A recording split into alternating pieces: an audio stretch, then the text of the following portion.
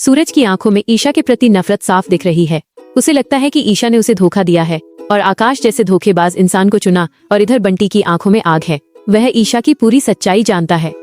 वो गुस्से में सूरज से कहता है, भैया आप अंधे हो गए हैं अपनी सफलता के अहंकार और इस नफरत की आग में। आप उस इंसान को जला रहे हैं जिसने आपको ये मुकाम दिलाने के लिए खुद को राख कर दिया है।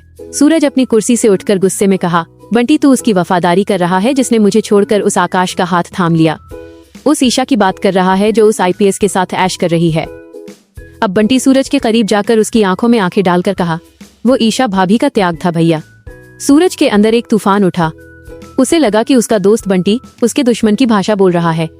सूरज ने चिल्लाकर कहा, तुझे दोनों में से किसी एक को चुनना है, तुझे मैं चाहिए या ईशा। सूरज की यह बात सुनकर बंटी की आंखों में आंसू आ गए।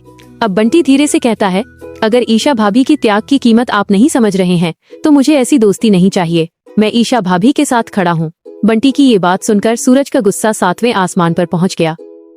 उसने बंटी का कॉलर पकड़ा और उसे धक्के मारते हुए हवेली के मुख्य द्वार की ओर ले गया और गुस्से में कहा, निकल जा यहाँ से, आज के बाद अपनी शक्ल मत दिखाना। सूरज के एक जोरदार धक्के के साथ बंटी हवेली के बाहर जा गिरा। लेकिन बंटी की कही हुई बात सूरज के कानों में गूंज रही है। क्या सच में ईशा मेरे लिए सब कुछ सह रही है? क्या मैं इतना अंधा हो गया हूँ कि उसके आंसुओं के पीछे छुपी कहानी को नहीं पढ़ सका? रात गहरी होती जा रही है और सूरज की बेचैनी भी। उसे अपनी ताई माँ की वो बात याद आ रही है, तू आईएएस भले ही बन गया हो पर तू खुश नहीं है। उसे अब एहसास हुआ कि वो ईशा से नफरत करने की कोशिश में अपने आप से ही दूर होता जा रहा है। अगर बंटी की बात सच है तो मैंने न सिर्फ ईशा के साथ अन्याय किया बल्कि अपने उस दोस्त को भी खो दिया जो उसका आईना हुआ करता था। सूरज ने मेज पर रखे ईशा के एक पुराने फोटो को उठाया। उसने उस फोटो की धूल साफ की और उसकी आंखों में झांका। उसे लगा कि जैसे ईशा की आंखें आज भी उससे वही सवाल पूछ रही हैं, क्या आप वाकई में मुझे भूल जाएंगे?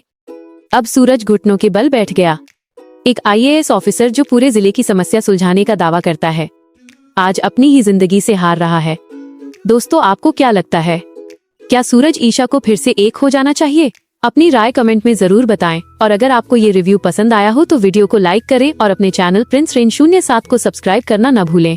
धन्यवाद।